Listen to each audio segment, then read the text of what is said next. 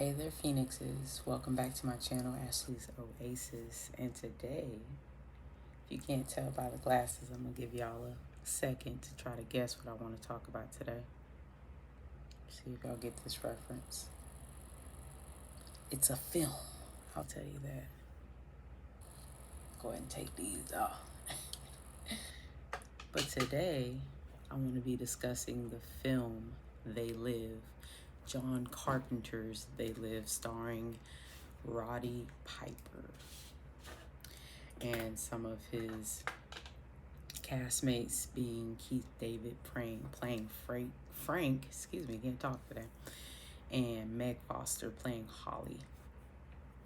So I had an opportunity to recently watch this film, returning back from the trip to Coronado base that I discussed, with you guys last week in my other two previous videos.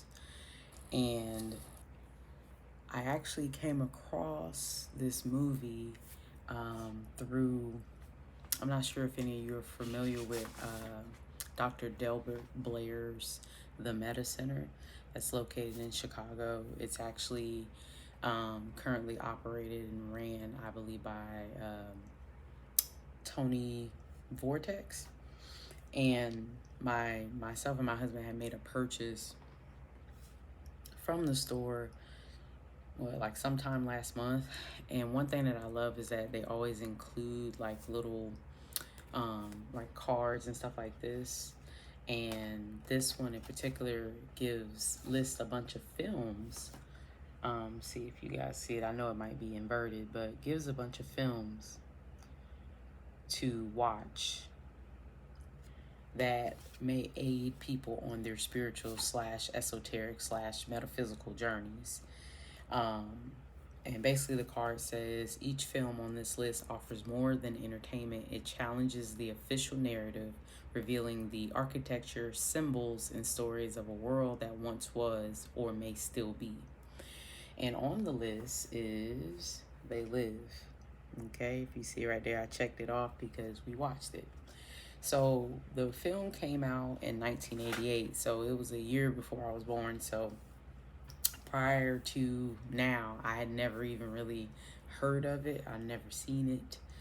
But after seeing like some previews and snippets of it on YouTube, I thought it was something that would definitely be up my alleyway because I love like anthology movies, shows. I love dystopian things, science fiction. I love stuff that, it makes you think, as well as like comedy and, all the mainstream. I like action here and there, but anthology, dystopian, psychological thrillers, mystery, like whodunit, type films and stuff is my jam. Like, I love stuff like that. So when I saw the previews for this movie, I was like, oh, I gotta see this. So like, that's literally one of the first things I told my son to remind me to do when we got back home, was to go ahead and rent this film. And so we did that, which you can rent it if you have Amazon Prime Video. You can rent it through there. I want to say it wasn't available on YouTube to rent because I think that was like one of the first places I checked, but it only had it as a preview. But anywho, for those of you who may have already had the opportunity to see this film, like, why didn't y'all tell me? Why didn't y'all tell me about this film? Because there's so much that I can relate from and to this film and place it in my like life now, and or how I've seen the world through my own respective, lenses. And in a way, the film helped validate how I've been feeling, because I've just been in this like feeling of just like nothing in the world really feels real. Like, everything feels performative, everything feels fake, everything feels like propaganda. It don't hit the same for me, at least. And I know that there can be some nuance to that for me because I'm not, someone that is consistently in the world, so to speak. Like, I don't do all of the regular things that everyone else does per se.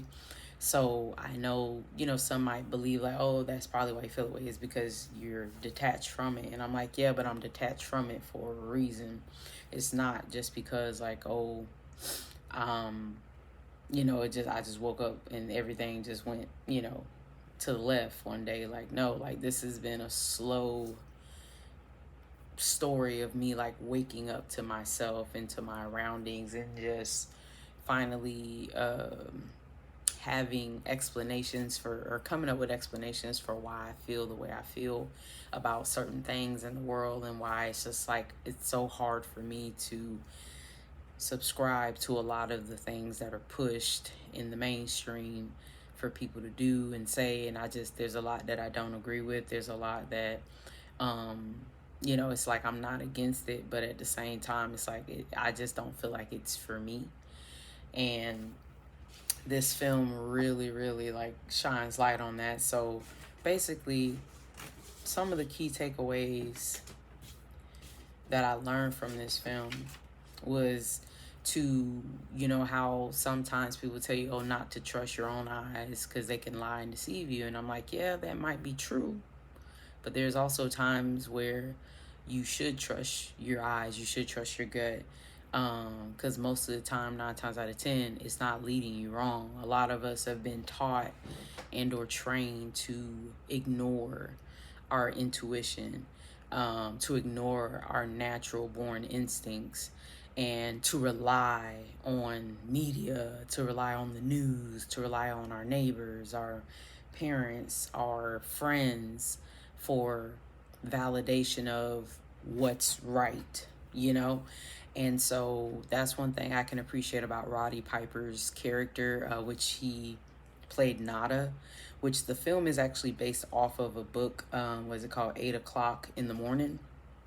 I believe by John Carpenter, which I guess now when I get a chance, I'm gonna have to definitely get my hands on that book and read it, to get a little more in depth about it. But the character that he plays is basically like you know, a drifter, if you will, because the film literally opens up with him just walking along train tracks with his pack, essentially, like I said, drifting. I don't want to say he was homeless per se, but I guess yeah, you could you could say he was just in between means, because it opens up with him trying to find work.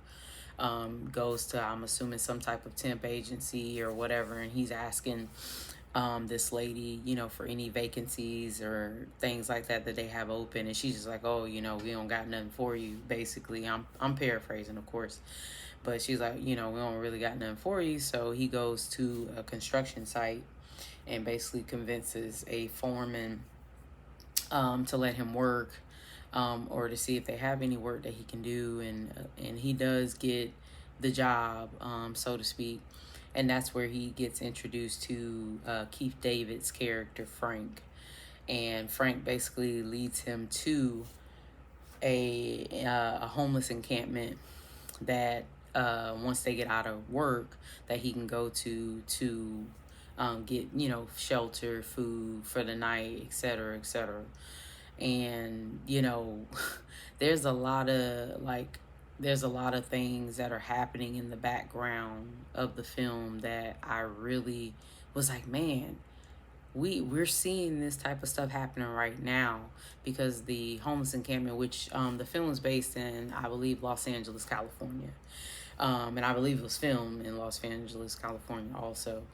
But seeing the encampment and all the people, for despite their situation, they were all working together to provide their basic necessities and needs. And that was with the help of a local church, which was actually a front for some radicals within that group and element, who not only were helping serve those people in the community locally in that area, but was also running like an underground rebellion against, the establishment. And it was under the guise that they would have like choir practice in the building and stuff like that at certain odd hours of the evening and things like that. And Roddy Piper's character, Nada, being curious about like the goings-ons and people coming and going and, you know, leaving choir practice at, I think he was like, yeah, your people left out of here for choir practice at 2-3 in the morning. Like what, like what are y'all doing? And he can hear voices, and you know his curiosity got the better of him. He basically went, you know, investigated the church, sneaking around, and ended up discovering a bunch of equipment that was broadcasting, you know, people singing hymns, spiritual hymns and stuff like that. All the while, the actual meetings that were going on in that establishment were basically, like I said, the rebels of the group who were organizing. They were organizing a way to fight back against the establishment, and he ended up stumbling across what was it, the box of sunglasses, which I'm jumping ahead of myself, but he ended up discovering that they were not manufacturing, but they were getting a supply of sunglasses that would help them to see more clearly what was going on around them. They also had a huge, what was it, a huge what is it called, antenna or like satellite dish that was broadcasting their own messages, because earlier and prior to in the camp there were a bunch of homeless people sitting around watching on a television, and a broadcast kept being forced through their programmed television, or like through the television, a program on the television that they were watching. I believe they were watching baseball, football, or something like that. And a man kept popping through, stating all of these, making all of these statements about, you know, they, and basically, you know, letting people know like, hey, we're being controlled. You know, they are doing this through subliminal messaging, through, you know, radio waves, through frequency, through propaganda. And, you know, most of us can't see them, but they are there, they are amongst us, etc., etc. So, as the movie progresses, we go on to find out that the they that he's referring to are these alien-like, you know, bogged out creatures, which he's able to see them in real time when he comes across this box of glasses that's also being manufactured for the organization. So I'm gonna just fast forward, because again I'm doing this off the dome, and I know there's others that have probably given better synopsis of this film, because it really is it's really a great film, and I would encourage anybody who is on their own spiritual, esoteric, metaphysical journey to watch it. You can definitely learn a lot from it, and also possibly open your eyes to a lot of the things that, you know, is happening in real time now, because I definitely could see a lot of things that it was showing and depicting in the film that I can see happening in real time now. So he basically ends up, you know, finding these pair of glasses because there was a raid that was executed on the homeless encampment, and basically, you know, police coming through, they're bulldozing everything, they're taking everything, and this was shortly after he discovered the whole church front. And on that night that they were being raided, he ended up helping another young man escape the raid and get out of, you know, harm's way, because people were being, you know, attacked. People were being dispersed from the area, basically, and everybody just kind of had to go wherever they could go to get away. And after that night, he finds he goes back into the church. He gets the box of glasses, not knowing it was glasses at the time because it was sealed up. But he gets them, and then he ends up taking them to another location where he opens it up and discovers that, you know, there's a bunch of dark shades. in the box. And he ends up, figuring out like, wait, why would they have all these glasses? And he takes one pair, and then he, just proceeds to walk down the road and just doing normal things that most people do, which is, just looking around, shooting the breeze. And initially when he puts them on, the way that the film is laid out, it's like you could tell he was kind of like confused, because it wasn't until he started looking at like billboards and magazines and books and money, and then started looking at people, that he realized like, oh snap. Because throughout the whole film, he's just like just looking to see, if he's tripping or not. And one of the first things that he saw was a huge billboard that had I believe it was like some type of computer company logo, and a billboard just, like, oh, it was said something in regards to data. But when he put the glasses on, it was like obey in big black letters. Like it's very it's a very, in my opinion, it's a very iconic film. Like it's definitely a film that I feel like it's not something that I've ever seen duplicated before. It felt really original. And then like the same way he was walking down the street, he started looking at magazines, and they were all saying different things like, oh, no thought, don't question authority, don't, or consume, reproduce, sleep, eat, what was it? Work 8 hours, play 8 hours, and what was the other one? Work 8 hours, play 8 hours, and sleep 8 hours, or something like that. And basically all of these subliminal messaging that was implanted throughout his regular everyday surrounding, he also was able to hear the frequency changes. Because the thing about when the man on the TV would come through, people's heads would start to hurt. And that's because they were having to push a higher frequency to push that through the programming of the they that were pushing their programming through frequency. So people were developing headaches, and that's another reason that they weren't so receptive to listening to his message, because it's like almost as soon as they would come through on the TV, they were wanting to hurry up and get it off and get back to their regular scheduled program. So, for him, being able to not only see the subliminal messaging, but also now hear the difference in the frequencies, made it to be kind of a jarring experience.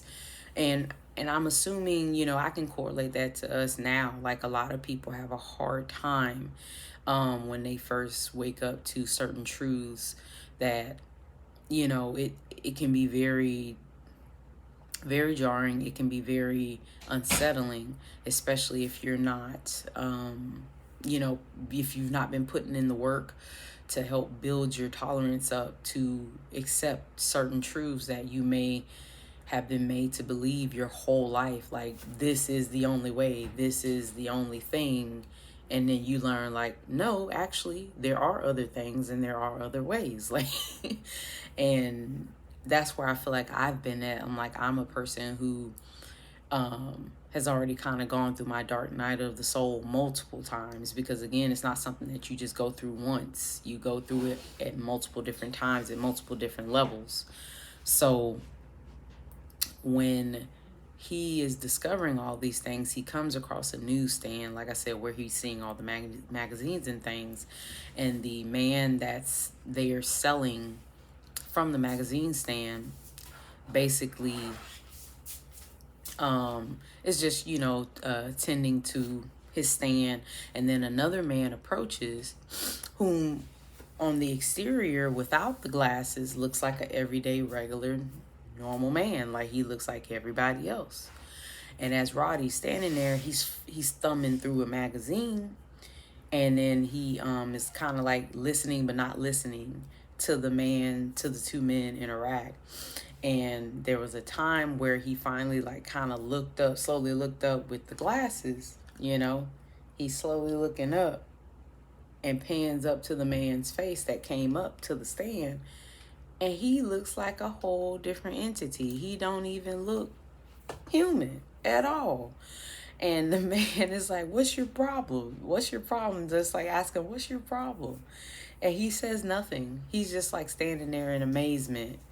He's standing there in amazement, wondering, you know, like I can imagine wondering like, what the heck am I looking at? What the heck am I looking at? And basically, the man who's running the stand comes over, is like, hey buddy, like, what are you gonna buy that, or are you just gonna stand there? And he ends up looking down at the man's hand, because he has like some money in his hand from the other man, and then on the money it says, this is your God. Now I'm gonna pause right there, because that to me was a very significant point. I have been saying that very thing for most of my life, that people treat money like it is their God. That whole, you know, and this is no disrespect to people who still believe in hustle culture and, oh, I gotta get out here and get it out the mud and all this other stuff. Like, I'm not ragging on y'all, because again, everybody gotta figure out their way through this life their own way.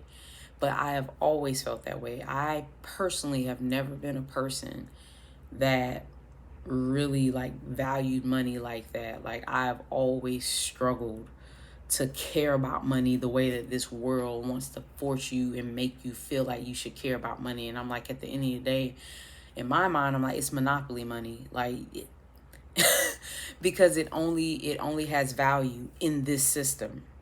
If you go, in most cases, if you go anywhere else, I'm not saying that, you know, money doesn't have value in these other places, but it's not so harped upon like I feel like it is here. And, you know, and that's becoming more and more of a reality, especially with like cryptocurrency and stuff like that becoming a bigger thing. And ultimately, you know, them trying to do away with certain forms of tenure, like, you know, trying to get rid of pennies. And I'm like, you see, it's like, if you're chasing money, you're always going to be chasing it. Always. Because money is liquid. It comes and it goes. And that's what it's supposed to do. It's not always going to stay with you. And if you're someone like myself who grew up basically, you know, in a poor family, you know, wasn't rich, you know, had to struggle to make ends meet, had to struggle to just provide the basic necessities of life. I wasn't brought up, you know, in a environment where people were rich and abundant with money and stuff like that. That's just not what I had seen growing up. And contrary to all of that, you would believe that it would make me want to desire that stuff even more. But if anything, it didn't. I felt like I just want to be able to take care of my bottom line and you know, my necessities. But I'm not out here trying to, you know, be rich. I'm not trying to, you know, it's like whatever I feel is meant for me will be for me. And so I don't know, like seeing that part like was so validating in the film, just because I'm like, yeah, that's essentially what keeps so many people in line, if you will, is chasing the dollar. People will sell their souls. People will sell, you know, they firstborn for money, for monopoly money. And the kicker is in the film is that those creatures know that. That's why they've subliminally implanted that in all of the people's minds. And most of the populace are unawares that they're thinking that, oh, this is just normal and that this is what I have to do to take care of myself and my family. But if you recall the way that the people were living on the encampment, most of them, you know, not really having financial wealth or monies to account for outside of whatever, like if they went and did day labor and get a couple of dollars here and there, you know, all of their meals and needs were being met by each other as a community, as well as those within the faith-based organization that was also helping contribute to them and making sure that they were okay. Those people really weren't lacking anything besides substantial housing. They had a family in terms of the community of the homeless or houseless individuals who were all residing together. They were all taking care of each other. That was, you know, men, women, children, the like, from all different racial and ethnic backgrounds. And they were seemingly happy. You know, these were people who weren't out here chasing the dollar essentially like everyone else was, and they were happy and content.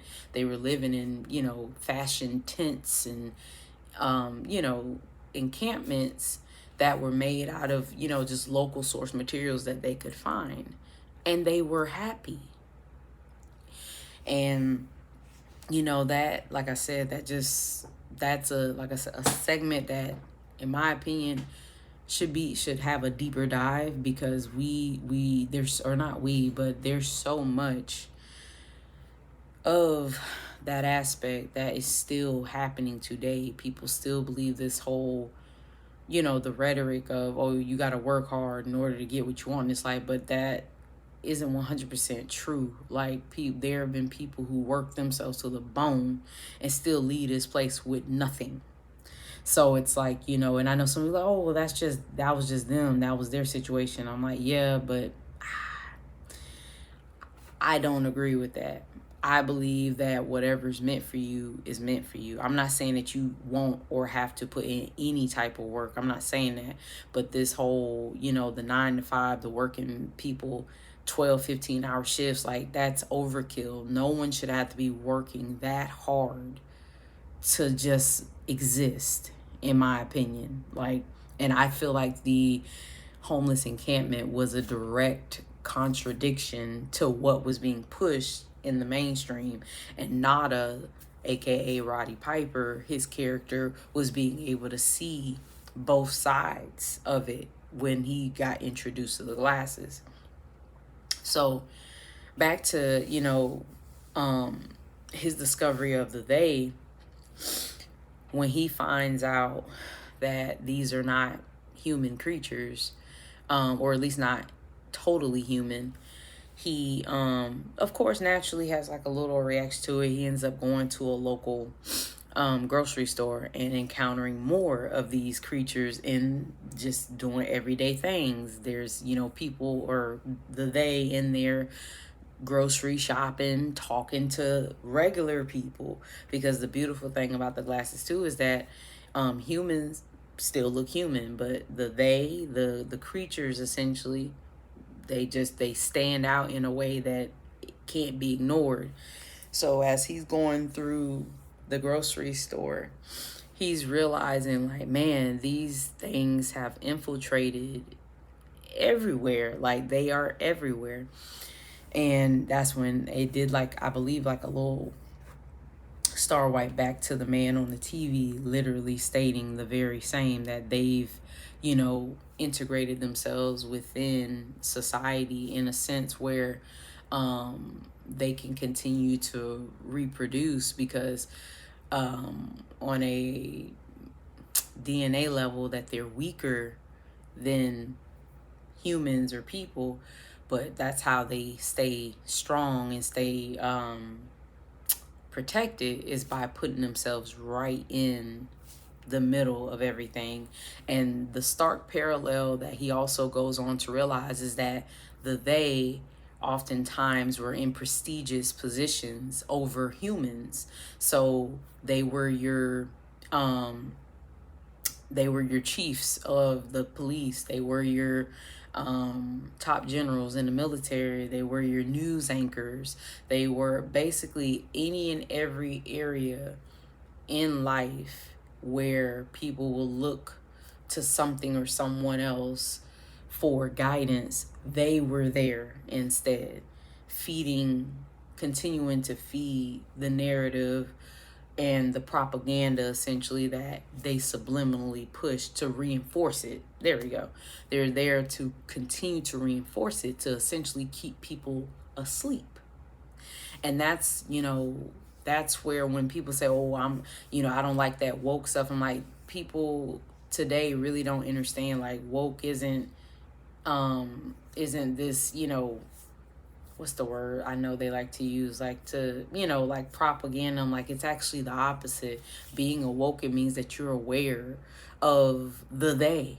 Basically, you're aware that this life is not exactly as it seems, and there are different sides to it. There are individuals who are aware and are choosing to not participate, to not contribute to the system that's continuing to enslave people. And then there's the individual who's aware but may feel like defeated because they're like, okay, well, if they're everywhere, what can we really do? I'm gonna just keep doing the status quo. And then there's people who are still asleep. They either refuse to wake up, or they just really are unaware. And that's just what it, those are in my opinion, those are the three categories that it really boils down to when it comes to people, not just in the film, but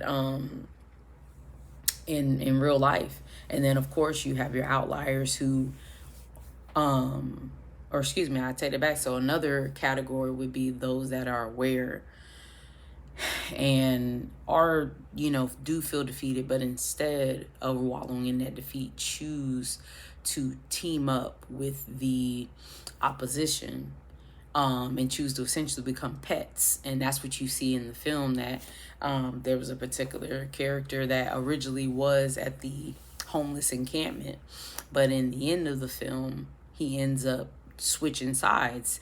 And that's because they offer him, I'm guessing money, women, the regular tropes of what people oftentimes seek: fame, money, riches, power, blah, blah, blah, blah, blah, so on and so forth, and his character even like states to Roddy Piper's character, Nada, like, hey, you're one of us now, you don't have to wear those rags, and they give us everything we want if we just help them push their message and their agenda and blah blah blah.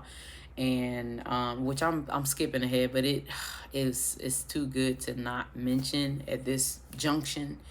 But like Frank, which is Keith David's character, was like, oh, so you essentially just sold out your species to these beings. You just don't even care. All for a dime, all for, the perks of it, the perks that come along with it. And seemingly he was okay with that. So let me jump back to Roddy Piper in the grocery store. He ends up having a confrontation with one of the female, and or a woman, if you will, and he's basically like calling her ugly. And my favorite line he said, he called her formaldehyde face, talking about, when I have these glasses off, you look regular, you look adorable. When I put these on, formaldehyde face. And oh my gosh, when he said that line, I died. Because that's kind of what it looked like. It gives like the creatures or whatnot give like Freddy Krueger vibes, like the original Freddy Krueger, how they made up the makeup. It looks like that, similar to that. And he basically gets like run out of the store because of course the clerk starts laying in on him like, hey, like, chill out, like that. Stop talking about that lady like that. But that's because they can't see what he sees with the glasses. And fast forwarding quite a bit, shortly after that, he ends up inadvertently getting hassled by two officers after that grocery store visit. And turns out that they are they are not people because he has his glasses on, and they're trying to talk to him and telling him to cool it and calm down, and basically trying to, position him like, hey, why don't we go somewhere quiet and we can talk and we can make this benefit for all of us, and basically trying to coax him to sell out like many others had, and he wasn't going for it, so he ended up killing him. There was a tussle and all that stuff. He ended up killing him, and he escapes with their weapons, so like their shotgun and their sidearms and stuff like that. Ends up going into a bank. And another one of his famous taglines that he stated in the film was, I'm, I'm here to chew bubble gum and kick ass. And he said, I'm all out of bubble gum. Chef's kiss. And people start freaking out because, again, he starts shooting the they that he see in the vicinity, starting with the security guard. And I just want to point out that a lot of this reminds me of Transformers. And I've said this in my everyday life about what I notice is that the bad guys always try to disguise themselves as the good guys, aka law enforcement, doctors, lawyers, teachers, preachers. They always try to disguise themselves by hiding in positions of power over other people. And that's essentially what I noticed throughout the film, is that they were always basically in a prominent position. So like even in the bank situation, the security guard, who essentially is responsible for protecting all of these people's lives, was a they. And of course, a lot of the patrons are they too, because he's still wearing the glasses and you can still see clearly who's who. And he just starts, unloading on those particular individuals, and people, of course, start panicking and all that. He gets away. He's basically on the lam at this point, and he ends up going back to the construction site that he got employed at, and coming across Keith David's character, and he's like, hey, stay away from me. I don't want nothing to do with what you got going on. Don't bring that ish here. And basically he ends up finding him later on in an alleyway after, just going around. And again, I'm speeding through, and there's a lot of other points, but I'm just mainly paying attention to the areas that really stuck out to me in the film. And of course, I did research, and I found out that with the alley scene of the fight between him and Frank's character, was actually is actually on the records as one of the longest film fights, which was like, I believe, over 6 minutes. And it was a really good fight. Like I have to say, it would look really real. It looked really intense. It's just crazy because the whole fight was on the premise of Roddy Piper at that point trying to show Keith David's character Frank, what he was seeing. He was trying to get him to put on the glasses, and he was not having it. He was literally willing to fight him for it, and that's what the fight was premised on. Because throughout the whole fight, you can hear Roddy's character just put on the glasses, put on the glasses. And he's just like adamantly like, no, and I don't want nothing to do with whatever you got going on. And I mean, it was just long and drawn out, in cinema time. But eventually, Roddy Piper character prevails and is able to put the glasses on Frank. And conveniently, there was a they couple walking past the alleyway as they finished wrapping up their fight. And he's like, look, he's like, hold him, look. And he looks, and he's like, what? He's like freaking out, like inside, like, what the heck is that? And they're on their wristwatch, like, oh yeah, we got more that can see us. Because that's another thing about the film, is that all of they have these trans responders, which are wristwatches, in which if need be, in cases of emergency, they can teleport places, and then also it can be used as a communique device, I guess, to their little secret little, network between themselves. And I'll pause right there for a second, because as a TI, that's the first thing my mind went to. I was like, oh my gosh, like this is how I feel as a TI. Like when you see your your gang stalk, and the first thing they're doing is on their phone, just, yeah, we saw her or saw them at such as, like, it gave the same vibes in my opinion. But I'm moving on. I ain't gonna be on that too long. So they both start, walking down the street, heading to a local hotel motel to rent for the evening so that they can stay there. They're both all beat up, looking all crazy and stuff like that. And fast forwarding more so towards the end, because it's, getting a little long winded. But I anticipated that it probably would be, because this is such a great film. And basically, um, they meet. Roddy Piper's character also meets Meg Foster's character Holly after the whole bank robbery scene, because when, like I said, when he went on the lam, he ended up finding her in a parking garage, and basically getting her to take him to her house and kind of lay low until stuff blow over. But stuff goes south there. She ends up tossing him out a window, basically. And like I said, that's when he run into Keith David's character in the alleyway and all that, at the construction site, and then at the alleyway, and that's when all that happened.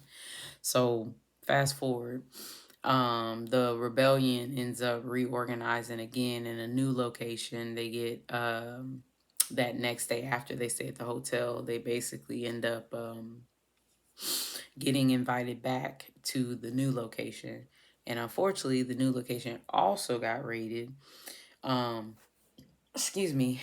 But they're able to find out more information, and they were also able to get rid of the glasses and upgrade them to contacts that they could wear on a consistent basis. Because another thing about the glasses was that if they wore them too long, they would start to develop like headaches, migraines. Like, I know Nada's character was like, oh, telling Frank, Keith David's character, like, hey, don't keep those on too long, because it'll feel like a bad hangover, if you wear them too long. And I would like to take that to mean, like, essentially it's saying it's no different than when, when people are awakened to certain truths about the world. And it, like I said, it can be very disorienting.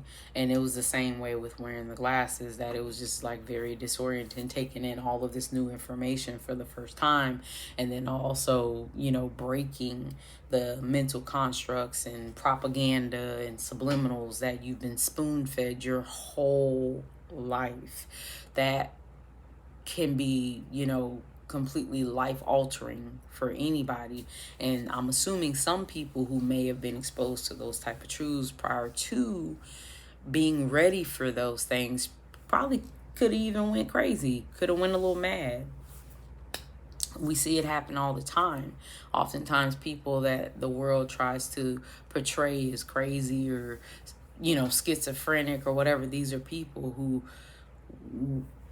possibly were awoken to certain truths that they just weren't ready to handle, or maybe it was a little early, and essentially kind of broke their brain a little bit. And it happens all the time. Like, that's why it's important that as people we learn to give each other grace, because we don't know what each other's going through. We don't know where we each are in our respective journeys in this life. Some people are still at the start line, whereas other people are almost at the end of the race or in the middle of their race. So it's like, you just gotta sometimes you gotta handle people with kitty gloves. But then there's times like with Roddy Piper, sometimes you just gotta bring that tough love, and you gotta force people to be like, look, I'm trying to help you. And that's kind of how I feel too, with myself, because I'm also at a place in my journey where I'm like, I'm no longer trying to convince anyone of anything. Like, I'm just going to say the truth, and if it resonates with you, fine. If it doesn't, fine. You don't have to believe me. There's many others on this plane, or the on on this plane, that are saying similar, if not the same things as I am, who we've all come to the same conclusion about things. So whether people want to dub us conspiracy theorists, or nut jobs, whatever you want to call it, like, at the end of the day, you can't deny that there is a movement of individuals who are aware of what stuff really is. So back to the film. In the closing of the film, and again, I'm not detailing it all verbatim, but in the closing of the film, Roddy Piper and Frank's character make it to a television news station that is sending out all of the subliminal frequency signals that keeps everybody asleep, basically, besides the the rebels who've done the work, who've equipped themselves with the glasses or the contacts to be able to see their enemy. And he basically, he and Keith David and a couple of others come in ready to fight their way through the station so that they can turn off the signal, and essentially help wake people up. And there is another moment where, like I said, I feel like he was tempted at 3 different, intervals in the film. The first being with the police officers in the alleyway. The second time being with the homeless man that was at the encampment, who was basically talking to them. And once he realized that they weren't really there as in the capacity that he was, then it's like he tried to persuade them. Because when he was trying to persuade them, it was at a meeting that they were having, basically stating that by the year 2025, which I thought was hella significant, that they would have complete and utter dominance and control over the world, and that their subliminal messaging was going out worldwide. It wasn't just in the US, it was going on everywhere. And they were basically throwing a party for themselves, underground, mind you, celebrating themselves and all of their feats, and then also the feats of their human counterparts who were helping them facilitate their plans. And like I said, once the former homeless man realized that they weren't there for that, and this was after he had showed them like the whole setup of what they had going on underground, showing them, basically they up here having elaborate parties and champagne and eating the best meals and food and women, money, the whole shebang that most people be trying to get to. All those temptations, if you will, that most people tend to want. And he ended up showing them a teleportation platform that was teleporting they to a planet called Andromeda. And he was like, yeah, that's how they get here. And they're just, stepping on a platform, which was guarded by military guards.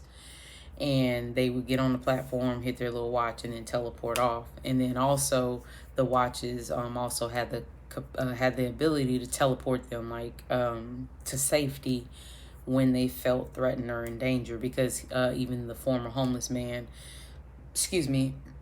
had a moment where he did that on them and just kind of was like, see you boys, and hit it, and he was gone. So don't know where he went. But so he was saying that this is something that these beings have been doing for a very long time and have been there for quite a while, and that basically the human population was, their cattle, was their means. I believe it was that the planet was to be ravaged, to basically have everything of value taken from the planet, and then they just move on to the next. So they basically are there to, wreck stuff, take what they want, use the people however they please, mate with the people, all intermingle with them, and still just peace out when the time called for it.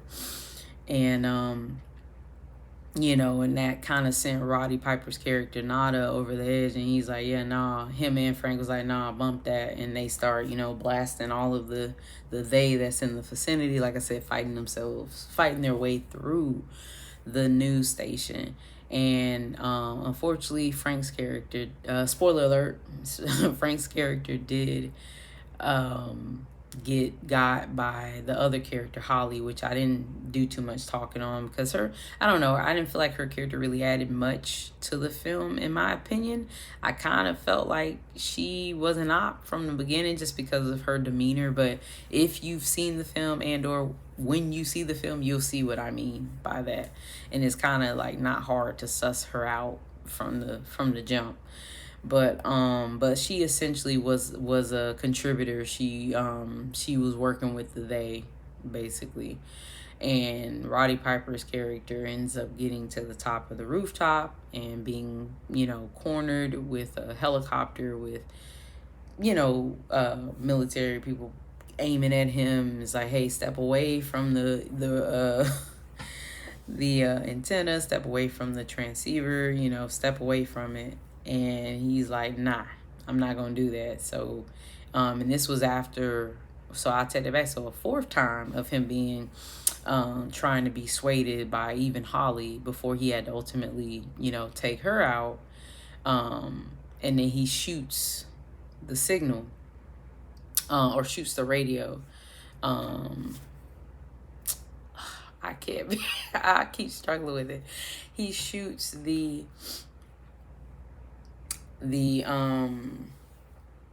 antenna, there we go, the antenna transmitting the signal. And as soon as he does that, he gets shot. And as he, goes down, he flicks off the camera. That's, because it zooms in and pans in on him. And from what I read, from the era in which this was being filmed, because this is at the time where Ronald Reagan was president, and I guess Roddy Piper personally didn't like the way that Ronald Reagan was running things at the time, and so from my understanding, that was like his FU to the establishment, to the Reagan administration, etc., etc. But through the cinematic lens. And also to the they of the film, like, hey, I refuse to be complicit. I refuse to go along. It's like, I'd rather die than sit here and watch y'all facilitate doing this to my people, essentially. And that's how I feel. Like, I 100% resonate with that message. I'm not going to sit here and go along to get along. I know so many people are willing to go along for a buck or for perks, and I've never been one of those people. And I do believe that's why people like myself and others who may even feel like I feel get targeted, because we can't be bought. We refuse to be quiet. We refuse to be complicit in a lot of cases. So, it's like the world doesn't kind of know what to do with us. We're all kind of ticking time bombs. Like, they anticipate to go off at any time, but they can never really know when that might be. So that's why I believe a lot of it is them running ahead and trying to form narratives about people like us to turn the masses against us, so that, again, it helps keep us in line, so to speak, but not really, because ultimately people like ourselves, like Nada, the character that Roddy Piper played, you can't, you just have some people that are going to be warriors in the spirit for what they believe in. And that's literally, ironically, that's literally what they've ingrained in us too, is to stand for what you believe in. So even if that's against the very establishment or people that taught you those things, because I'm 100% a believer in, if something no longer serves you, you let it go. So of course, you know, you can only do it to a certain extent, because like I recognize that with even with his character, even though in the end, like I said, he became very anti-establishment because he recognized who was really running things. He still tried to comply by, you know, working a job and, you know, doing all the things, but it still didn't work. It still didn't help him ultimately. And he was always one of these people that was curious and just probably instinctively knew that things were like, it still didn't feel right, you know? And there are just those of us who embody that same spirit that his character embodied. And, you know, when I saw the conclusion of the film, I was like, hell yeah! Like if I was transplanted in his, there's nothing I would have done different. I 100% felt like that character was like me, you know, in another life, because I'm like, yeah, like, nah, forget that. Even if, you know, even if it means you lose your placeholder in this life, but it's like when you're a person that wants others to know the truth, you know, again, what they choose to do with that truth is up to them, you know. But the fact that everyone should have that opportunity to be presented with those truths and assess those things for themselves is what's most important. And that's the message that I got from him, you know, basically shooting out the signal. Because as soon as he did that, all of the broadcasts that were being masked to make these entities look regular went away. So people were seeing what they look like in real time. Like it panned to one of them sitting in a bar, and all these people just started turning around looking like, what, like, what is this thing sitting here? And even at the conclusion of the film, it shows a young lady enjoying herself with a gentleman caller, and she's looking at the TV because the TV was on, and she could see like it's on the news, but the news anchor was a they, and she can see, and she's like, huh? And as she, you know, is coming aware, the gentleman caller that's beneath her is like, hey, baby, like, what's going on? And then she looks down at him, and he's a they too. And I thought that was so like spot on, because I'm like, that's, you know, that probably has more truth to it than people fail to realize. And that's why, like, I know I've also been on this kick more so lately, you know, stating that, yeah, not everybody is human. And that was before I saw this film that I got that kind of download that, you know, there are different types of beings that dwell amongst us. And I know some people are like, oh, well, you don't have no proof. But that's the thing, like, a lot of things don't have to be proven. Like, some people just are tapped in and just know instinctively. We're clairvoyant. We just know. We don't know why we know these things sometimes, but we just know. And that's definitely the vibe I got. And fortunately for myself, I too have done research. I've listened to so many hours of lectures from, like I stated earlier in the video, from Dr. Delbert Blair. And he, you know, dedicated a great deal of his life to research. He used to be a former Baptist minister, and you know, when he started really seeking after truth, he essentially came out of the church because he recognized that it was not telling him the full, complete picture about things. And again, that just leads me to remind everyone about the whole, you know, when something doesn't serve you anymore, you have to let it go, because otherwise you're just going through the motions. You're just lying to yourself. You're basically being presented with the truth, but you're choosing to turn a blind eye to it. And that's one thing I can 100% truthfully respect about Dr. Delbert Blair, when he was with us, because he's no longer with us, but at least not in the physical. I believe on the spiritual realm, he's still here. He's an ancestor, essentially, now. And in my opinion, I believe that man was a prophet. Like, if you've ever had an opportunity to listen to any of his lectures, if you know, you know what I'm talking about.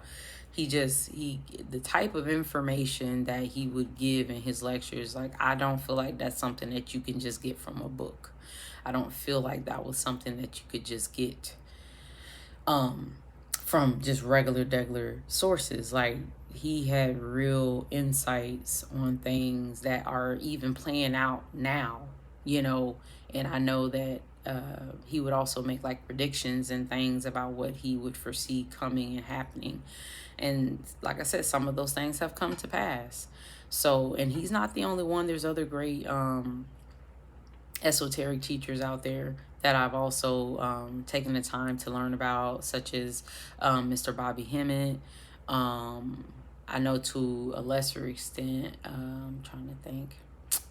My mind slips me at the moment, but those two are some of the most prominent that I've listened to, and there's been a lot of other individuals that I've been able to listen to their lectures about certain things, and I'm like, man, like, this is kind of the stuff that I've been saying and just didn't know what to officially call it, or didn't know it had an official term or whatnot.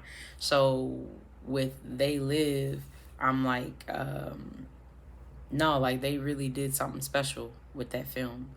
And I believe I had read also that Roddy Piper had did a quote stating that the film They Live was not a film, but a documentary.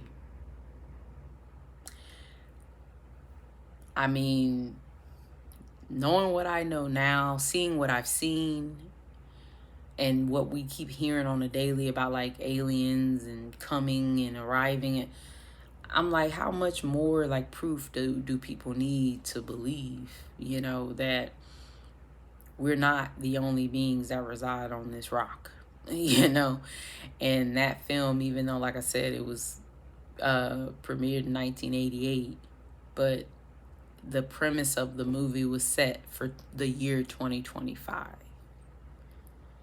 I don't know if that was a foreboding or like a premonition, so to speak, but hey, there was a lot in the film that I was like, hey, that's happened.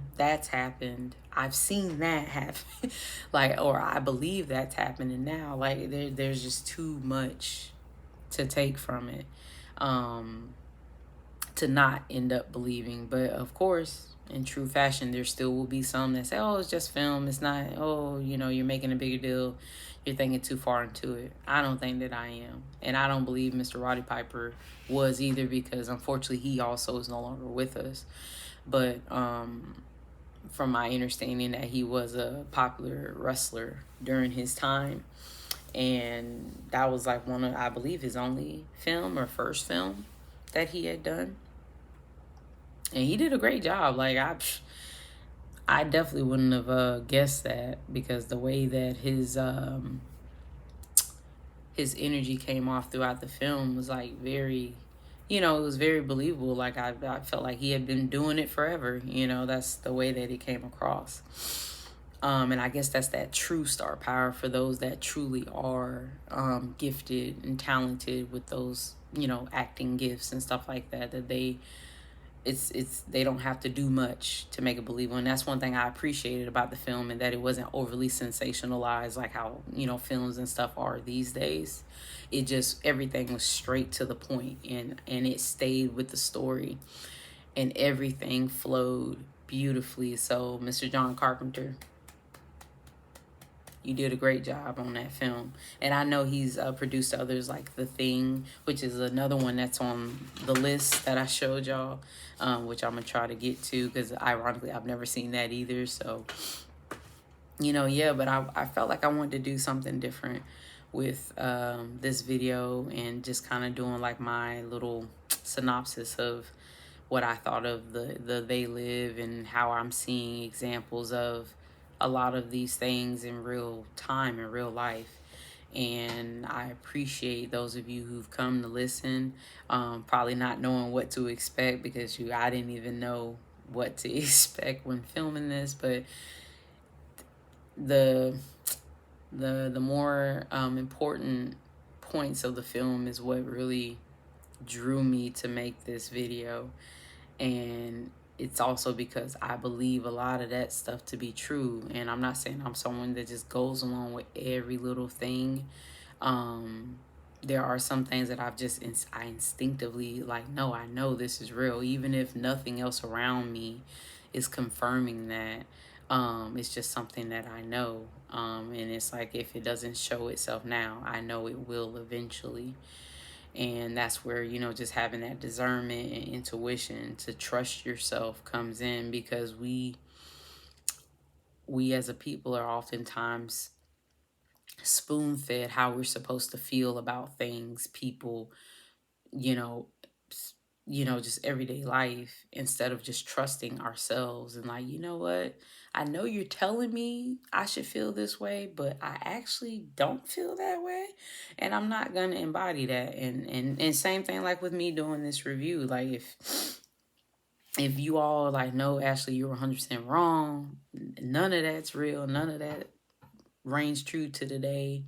Then cool. Hey, this is just one person's take. There's many other people's takes on this film on this platform alone. So feel free to go and listen to one of their reviews about it. But this is just my little 2 cents about how I felt about the film, and I thoroughly enjoyed it. And what I thought was so funny is because I had purchased these glasses from Five Below um, on my way to my trip that we, did recently.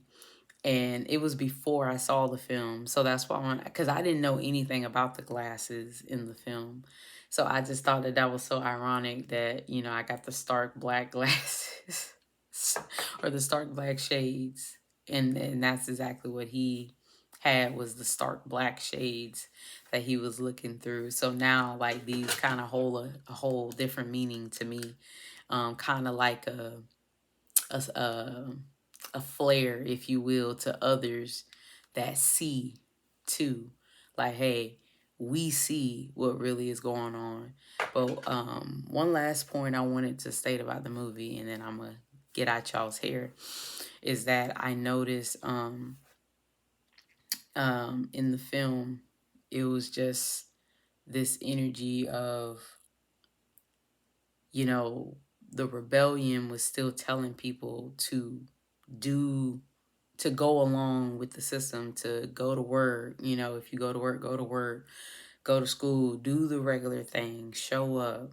Don't try to make yourself stand out or look any different. And that's where, like, I kind of disagree, because I'm like, typically when people try to infiltrate stuff like that by doing what everyone else is doing, and like, oh, you remain undetectable, and I'm like, no, because you're always gonna have someone or someone's that are gonna always be having an extra eye on you, just because they're like, this person's a little too clean, this person's a little too, you know um willing to help. And so it's like, I feel like the time for stuff like that has passed.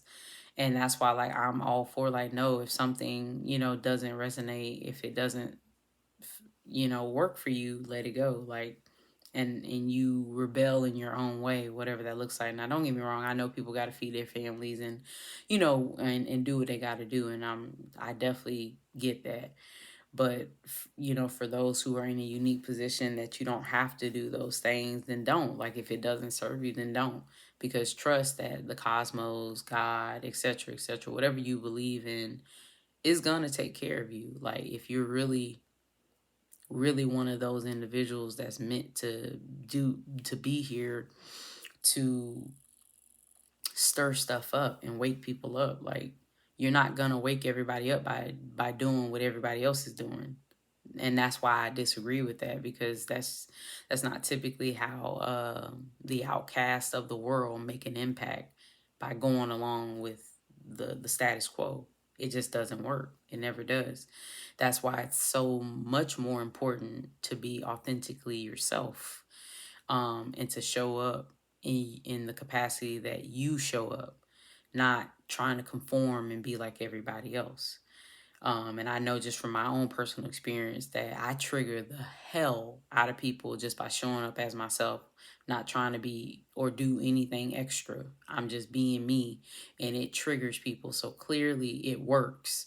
Even if I think it's a negative thing in that moment, I don't know how my showing up is triggering them overall. Like, it might start off as a negative trigger to them, but then it might cause them to do some deeper thought and some deeper, looking inward and be like, dang, why do I feel this way when this person come around? And why is it that the way that they live bothers me so much? Or, you get what I'm saying? Like, I'm not sitting here saying I know for sure what they're saying, but I'm just like, you don't know. But clearly my living the way that I live, it's for a reason,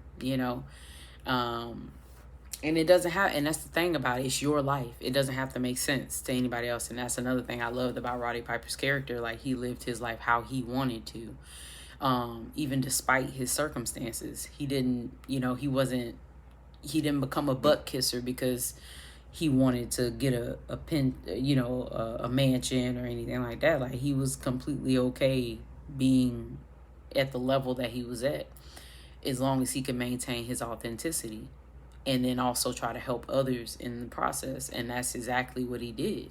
So, that's how I feel about myself. Like, I kind of see myself in that very light. Like, I'm not out here to go along with the status quo. It's never suited me. It doesn't work for me.